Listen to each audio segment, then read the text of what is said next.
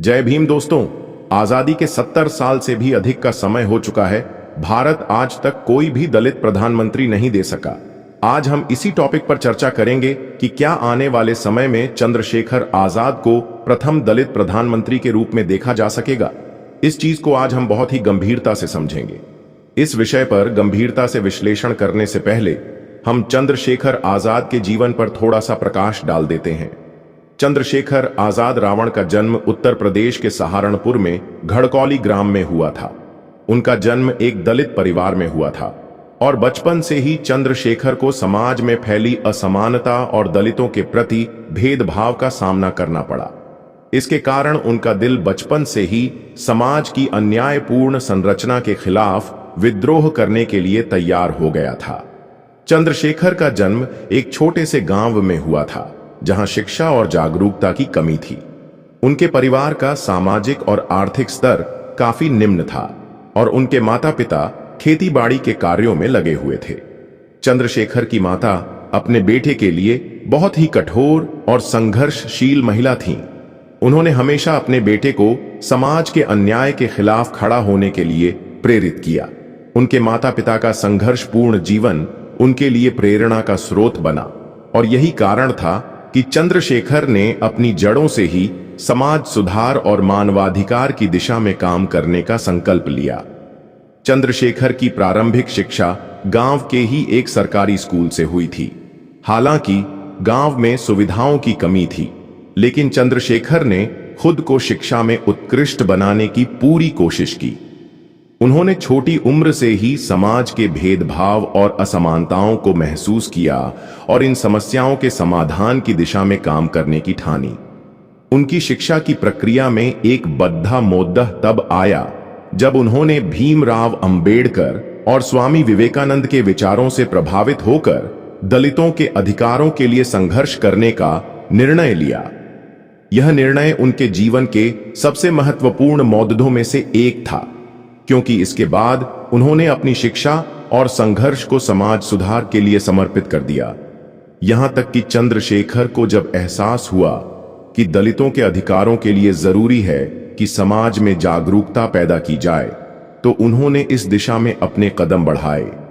उनका जीवन एक संघर्ष था, जहां उन्होंने न केवल अपने परिवार की आर्थिक स्थिति को सुधारा, बल्कि समाज में दलितों के लिए समान अधिकार की लड़ाई भी लड़ी।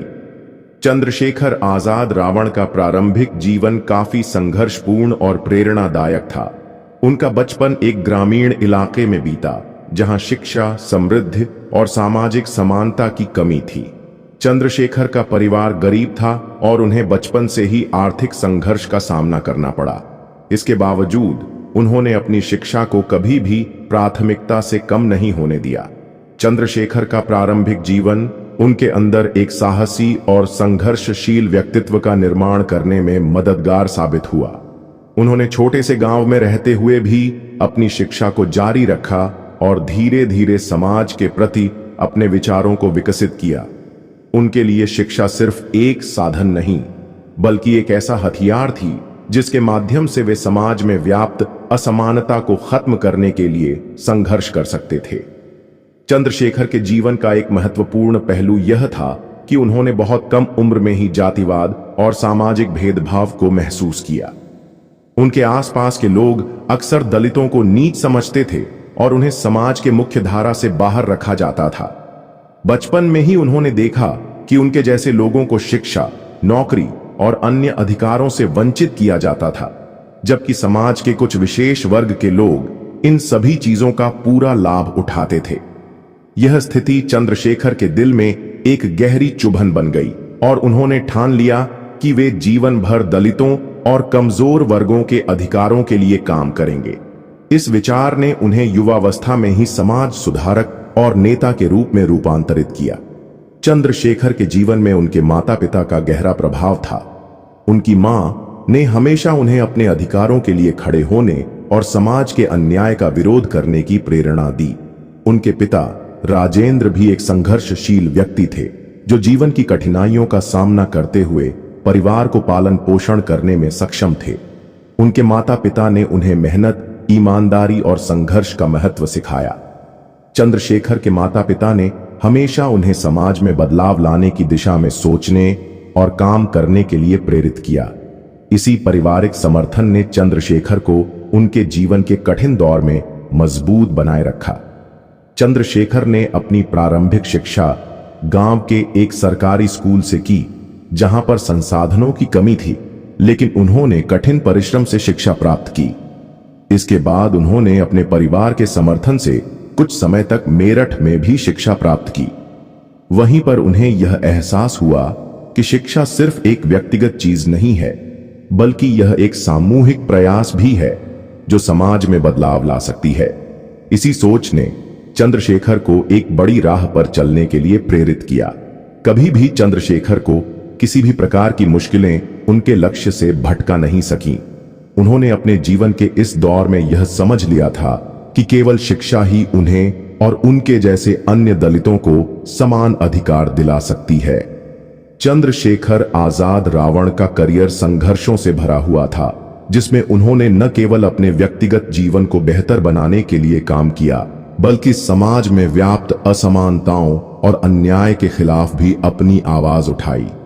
उनका करियर सिर्फ एक पेशेवर यात्रा नहीं थी, बल्कि यह एक सामाजिक आंदोलन का हिस्सा था। चंद्रशेखर आजाद रावण ने अपने करियर की शुरुआत एक सामान्य युवक के रूप में की थी, लेकिन उनके अंदर हमेशा एक मजबूत विचारधारा थी जो उन्हें समाज सुधार के लिए प्रेरित करती रही। शिक्षा पूरी करने के बाद उन्होंने समाज के दलित वर्ग की स्थिति को सुधारने की दिशा में काम करना शुरू किया। चंद्रशेखर ने सबसे पहले स्वयंसेवी संगठनों और समाज सुधारक आंदोलनों से जुड़कर सामाजिक मुद्दों पर कार्य करना शुरू किया।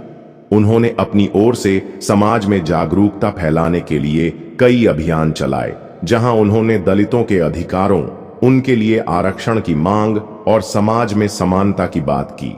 चंद्रशेखर आजाद रावण का राजनीतिक करियर तब शुरू हुआ जब उन्होंने महसूस किया कि सिर्फ जागरूकता फैलाने से समाज में कोई बड़ा बदलाव नहीं आ सकता। इसके बाद उन्होंने राजनीतिक रूप से सक्रिय होने का निर्णय लिया और भीम आर्मी की स्थापना की। भीम आर्मी की स्थापना उन्होंने 2014 में की, जिसका मुख्य उद्देश्य दलितों के अधिकारों की रक्षा करना था। इस संगठन ने दलितों के बीच जागरूकता फैलाने और उनके अधिकारों की रक्षा करने के लिए संघर्ष किया। चंद्रशेखर ने इस संगठन को एक सशक्त मंच प्रदान किया, जहां दलित समाज के लोग अपनी आवाज उठा सकते थे और अपनी समस्याओं को समाज और सरकार तक पहुंचा सकते थे। भीम आर्मी के माध्यम से चंद्रशेखर ने कई सामाजिक मुद्दों पर कार्य किया, जैसे दलितों के लिए बेहतर शिक्षा, स्वास्थ्य सेवाएं, आरक्षण और राजनीतिक भागीदारी। इसके साथ ही उन्होंने धार्मिक भेदभाव, जातिवाद और सामाजिक असमानता के खिलाफ भी लगातार संघर्ष किया। चंद्रशेखर ने भीम आर्मी के माध्यम से कई बड़े आंदोलन किए, जिनका उद्देश्य दलितों के अधिकारों को लेकर जन जागरूकता फैलाना था। उनके नेतृत्व में भीम आर्मी ने कई विरोध प्रदर्शनों, सभाओं और रैलियों का आयोजन किया। उन्होंने हमेशा यह कहा कि समाज में समानता लाने के लिए राजनीतिक बदलाव आवश्यक है और इसके लिए उन्हें सशक्त दलित आवाज की आवश्यकता है।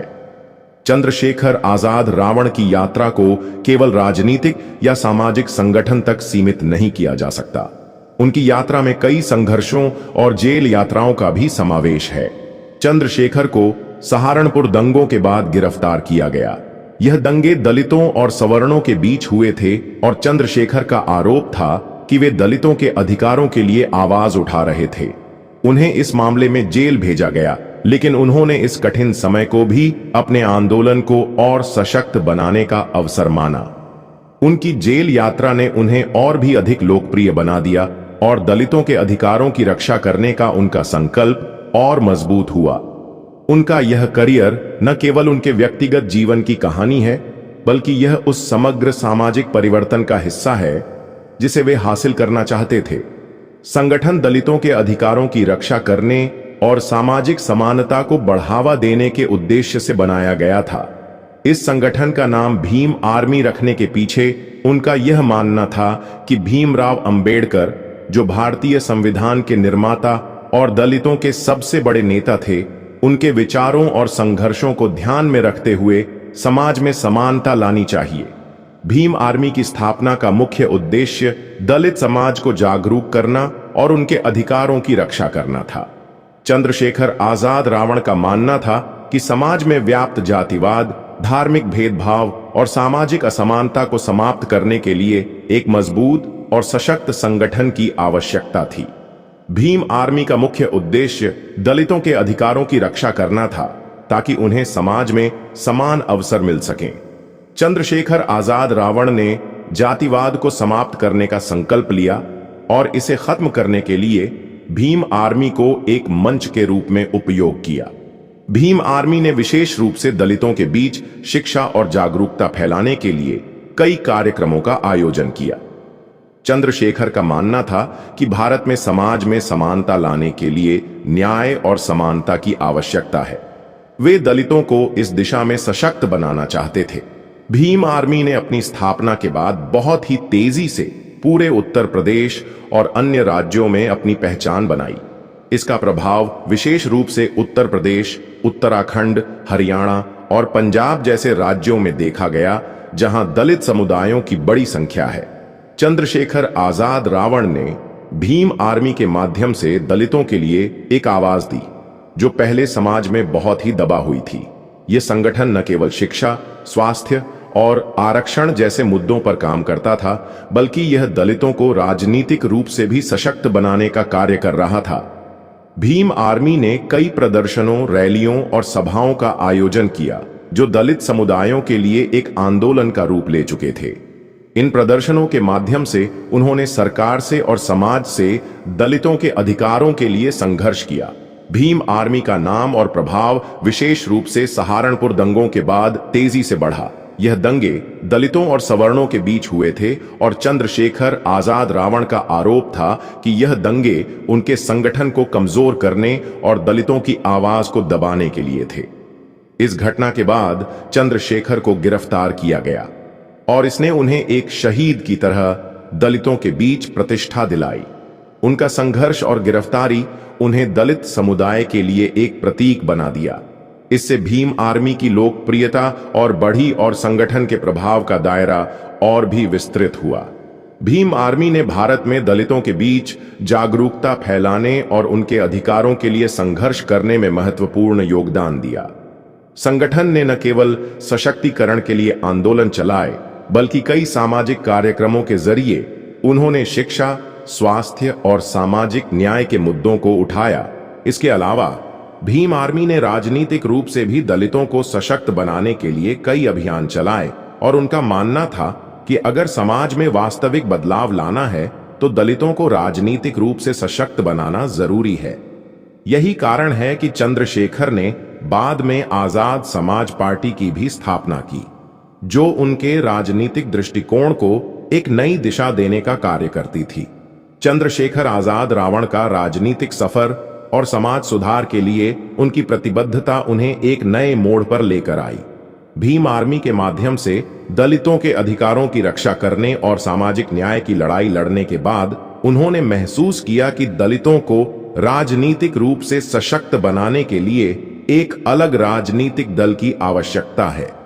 इसी सोच के तहत उन्होंने आजाद समाज पार्टी की स्थापना की। इसका उद्देश्य दलितों, पिछड़ों और समाज के दबे गुने वर्गों को राजनीति में एक सशक्त आवाज देना था। पार्टी का नाम आजाद समाज पार्टी रखने का मुख्य कारण यह था कि वे चाहते थे कि समाज के वंचित वर्ग को आजादी मिले, यानी उन्हें समाज में समान अधिकार, सम्मान और अवसर मिले। चंद्रशेखर का मानना था कि यदि दलितों को अपने अधिकारों के लिए संघर्ष करना है तो उन्हें सशक्त राजनीतिक मंच की जरूरत है, क्योंकि केवल सामाजिक आंदोलनों से वे अपने लक्ष्य को हासिल नहीं कर सकते थे। इस पार्टी का गठन इसलिए हुआ ताकि एक राजनीतिक धारा के माध्यम से दलितों और पिछड़े वर्गों को न्याय दिलाया जा सके। आजाद समाज पार्टी का दृष्टिकोण बहुत स्पष्ट था। यह एक सामाजिक न्याय पार्टी थी जो समाजवाद, संवैधानिक अधिकारों और समानता के सिद्धांतों पर आधारित थी। इस पार्टी ने विशेष रूप से दलितों, पिछड़ों, आदिवासियों और मुसलमानों को अपनी प्राथमिकता दी। पार्टी ने जातिवाद और धार्मिक भेदभाव के खिलाफ एक मजबूत रुख अपनाया और समाज में समानता और भाईचारे की आवश्यकता पर जोर दिया। चंद्रशेखर ने यह पार्टी बनाते हुए यह स्पष्ट किया कि वे एक धर्मनिरपेक्ष और संवैधानिक पार्टी बनाएंगे, जिसका उद्देश्य सभी धर्मों, जातियों और समुदायों के लिए समान अधिकार सुनिश्चित करना है। उनका मानना था कि केवल धर्म और जाति के आधार पर राजनीति करना गलत है और इसके बजाय उन्हें संविधान के तहत समान अधिकार प्रदान करने पर ध्यान केंद्रित करना चाहिए। चंद्रशेखर ने दलितों और वंचित वर्गों को एकजुट करने और उन्हें राजनीतिक तौर पर सशक्त बनाने के लिए पार्टी का गठन किया। उन्होंने यह भी कहा कि उनके संगठन की राजनीति धर्मनिरपेक्ष होगी, जिसमें किसी विशेष धर्म या जाति के लोगों के लिए कोई भेदभाव नहीं होगा। आजाद समाज पार्टी की स्थापना के बाद चंद्रशेखर ने पार्टी को एक राष्ट्रीय स्तर पर फैलाने के लिए कई प्रयास किए। उन्होंने पार्टी के एजेंडे और मिशन को सार्वजनिक किया और अपने समर्थकों को एकजुट करने के लिए प्रचार अभियान शुरू किया। पार्टी के गठन के बाद चंद्रशेखर ने उत्तर प्रदेश विधानसभा चुनाव 2022 में भी अपनी पार्टी को मैदान में उतारने का ऐलान किया। हालांकि उनके लिए यह चुनावी सफर आसान नहीं था, क्योंकि उत्तर प्रदेश की राजनीति में कई पुराने और स्थापित दल पहले से ही मजबूत स्थिति में थे। इस दौरान उन्होंने बीजेपी, समाजवादी पार्टी और कांग्रेस जैसी पारंपरिक पार्टियों पर आलोचनात्मक रुख अपनाया और यह कहा कि इन पार्टियों ने कभी भी दलितों और वंचितों के लिए वास्तविक न्याय नहीं किया। उन्होंने कहा कि भीमराव अंबेडकर के सिद्धांतों के अनुसार एक नई राजनीति की आवश्यकता है, जो दलितों और पिछड़ों को उनके अधिकार दिलवाए। चंद्रशेखर आजाद रावण के नेतृत्व में आजाद समाज पार्टी ने अपनी स्थिति को धीरे धीरे मजबूत किया और कई युवाओं और वंचित वर्गों से समर्थन प्राप्त किया। उनका लक्ष्य भविष्य में बड़े चुनावों में पार्टी को और सशक्त बनाना और दलितों और अन्य वंचित समुदायों को अपनी आवाज देने के लिए एक मजबूत राजनीतिक मंच प्रदान करना था। पार्टी के भविष्य में और अधिक संगठनात्मक विकास, चुनावों में भागीदारी और दलितों के लिए समर्पित नीतियों के द्वारा इसे एक महत्वपूर्ण भूमिका निभाने की उम्मीद थी। चंद्रशेखर आजाद रावण, जिनका जीवन समाज में समानता और दलितों के अधिकारों के लिए संघर्ष से भरा हुआ था, उन्होंने भारतीय राजनीति में अपनी पहचान बनाने के बाद लोकसभा चुनाव में भी अपनी किस्मत आजमाने का निर्णय लिया।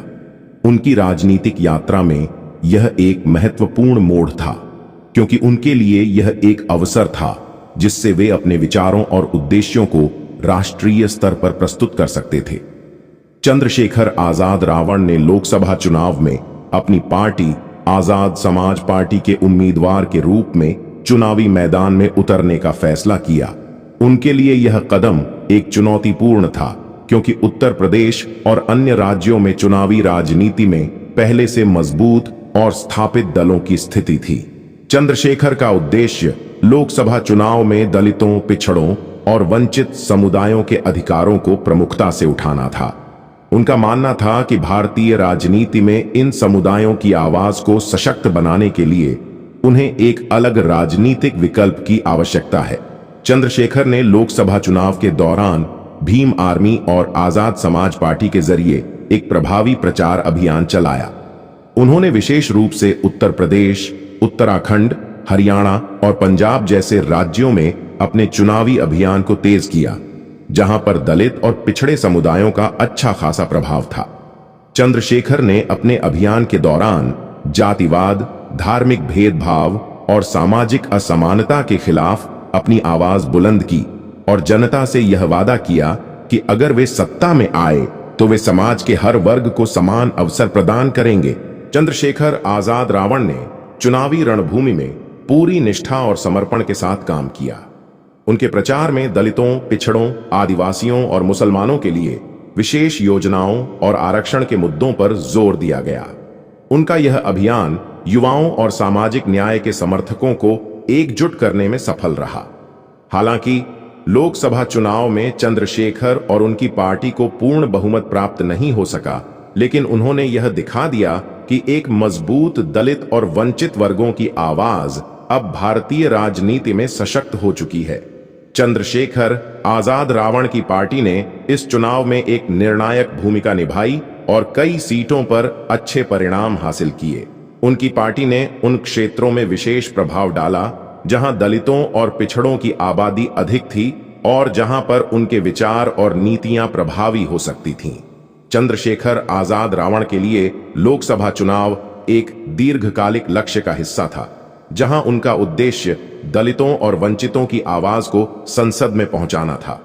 भले ही उन्हें लोकसभा में जीत हासिल नहीं हुई, लेकिन उनका चुनावी संघर्ष और उनके नेतृत्व में जो जन जागरूकता फैली, वह भारतीय राजनीति में एक महत्वपूर्ण परिवर्तन का हिस्सा बन गई। चंद्रशेखर ने यह साबित किया कि उनकी पार्टी और उनका आंदोलन दलित और पिछड़े समुदायों के अधिकारों के लिए एक प्रभावशाली आवाज है। उन्होंने स्पष्ट रूप से कहा कि यह केवल शुरुआत है और वे भविष्य में और मजबूत संघर्ष करेंगे ताकि दलितों और वंचितों को भारतीय संसद में सही प्रतिनिधित्व मिल सके। चंद्रशेखर आजाद रावण ने अपने भविष्य के राजनीतिक लक्ष्य को ध्यान में रखते हुए लोकसभा चुनावों में अपनी पार्टी की भागीदारी को जारी रखने का निर्णय लिया। उन्होंने यह भी कहा कि वे अगले चुनावों में अपनी पार्टी को और सशक्त बनाने के लिए नए रणनीतिक कदम उठाएंगे। उनकी योजना थी कि आजाद समाज पार्टी को एक प्रमुख राष्ट्रीय पार्टी के रूप में स्थापित किया जाए, जो भारतीय राजनीति में दलितों और वंचित वर्गों के लिए समानता और न्याय के मुद्दों को प्राथमिकता दे। इस प्रकार चंद्रशेखर आजाद रावण ने लोकसभा चुनावों में अपनी पार्टी को स्थापित करने की दिशा में महत्वपूर्ण कदम उठाए और यह दिखाया कि भारतीय राजनीति में दलितों और पिछड़े वर्गों के लिए एक मजबूत राजनीतिक विकल्प अब मौजूद है। चंद्रशेखर आजाद रावण का जीवन संघर्षों, समर्पण और दलित समाज के लिए समर्पित था। उन्होंने न केवल भीम आर्मी की स्थापना की और दलितों के अधिकारों के लिए आवाज उठाई, बल्कि उन्होंने आजाद समाज पार्टी के माध्यम से भारतीय राजनीति में दलितों और वंचित समुदायों के लिए एक सशक्त मंच स्थापित किया। चंद्रशेखर का योगदान केवल राजनीतिक क्षेत्र तक सीमित नहीं था, बल्कि उन्होंने समाज में समानता, सामाजिक न्याय और संवैधानिक अधिकारों के प्रति जागरूकता फैलाने में भी महत्वपूर्ण भूमिका निभाई। उनका उद्देश्य हमेशा यह रहा कि भारत में जातिवाद, धार्मिक भेदभाव और सामाजिक असमानता को समाप्त किया जाए और हर वर्ग को समान अवसर मिले। उनके संघर्षों और आंदोलनों ने यह साबित किया कि यदि समाज के दबे कुचले वर्गों को सही अवसर और मंच मिले, तो वे अपनी आवाज बुलंद कर सकते हैं और समाज में बदलाव ला सकते हैं। चंद्रशेखर आजाद रावण का जीवन, उनके संघर्ष और उनकी योजनाएं आने वाले वर्षों में भारत की राजनीति और समाज के लिए एक प्रेरणा बनी रहेंगी। उनके द्वारा स्थापित भीम आर्मी और आजाद समाज पार्टी जैसे संगठनों ने भारतीय राजनीति में दलितों और पिछड़ों के लिए एक मजबूत आवाज का निर्माण किया है। उनकी यात्रा से यह संदेश मिलता है कि समाज में सकारात्मक बदलाव लाने के लिए सिर्फ राजनीतिक ताकत की नहीं, बल्कि जन जागरूकता और आंदोलन की भी आवश्यकता होती है। चंद्रशेखर आजाद रावण का जीवन हमें यह सिखाता है कि अगर किसी का दिल सचमुच समाज की भलाई के लिए काम करता है, तो वह किसी भी कठिनाई से परे जाकर अपने उद्देश्य में सफलता प्राप्त कर सकता है। चलते चलते मैं आप लोगों से एक प्रश्न पूछना चाहूंगा कि आप में से ऐसे कितने लोग हैं जो चंद्रशेखर आजाद को पहले दलित प्रधानमंत्री के रूप में देखना चाहते हैं। वीडियो पसंद आई हो तो वीडियो को लाइक, शेयर और हमारे चैनल को सब्सक्राइब कर सकते हैं। वीडियो देखने के लिए तहे दिल से शुक्रिया।